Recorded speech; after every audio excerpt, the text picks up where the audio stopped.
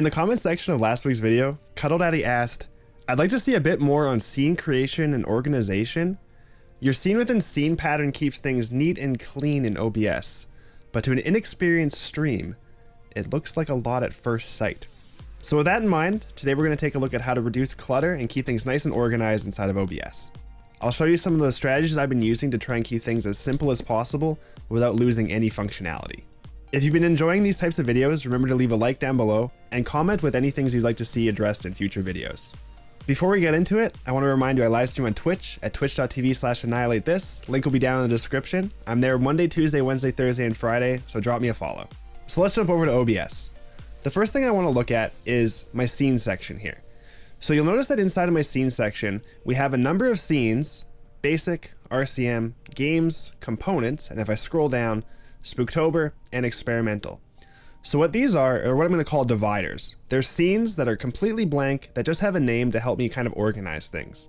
So I'm able to group things together that serve a kind of similar function or are within the same type of theme.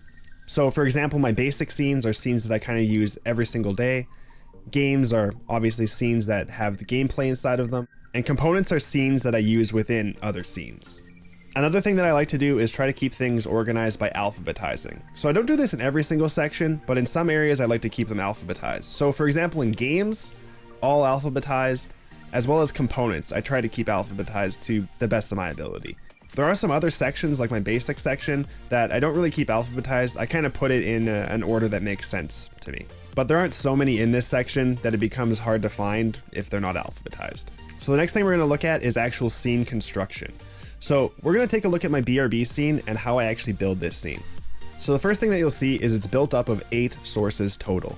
And a few of these you can't actually see on screen at all right now. So the first 3 at the bottom here are my stream PC, sound effects, and music. And now all of these are completely audio based. You'll see them over in the audio mixer here. We have the stream PC, sound effects, and music.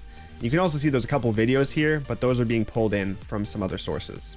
The remaining 5 sources are components backgrounds, text, my audio visualizer, socials, and my alert box. So let's go through each of these one at a time and take a look at what they actually are. So the components backgrounds is one of my components, which is a scene within a scene. So if we take a look at components backgrounds and I click on it, what we're going to find is 2 folders here. One which is videos, which we have these snowflakes which are going, which once in a while during kind of like a seasonal event, I'll add a video in the background to kind of give it some context. And then I also have this alive video, which I've been using for a little while now. So I have these 2 videos playing, and then on top of them, I also have 2 images, which apply a slight fade to the top and bottom of the screen. So if I toggle these on and off, you can see that they're adding just a slight fade. Now the reason that I do this is to try and direct the viewer's gaze into the center of the screen a little bit more. Again, light is the big thing. If you want to hear me talk a little bit more about lighting, check out my Logitech webcam tutorial. So that's all there was to the components background scene. The next element is my BRB text.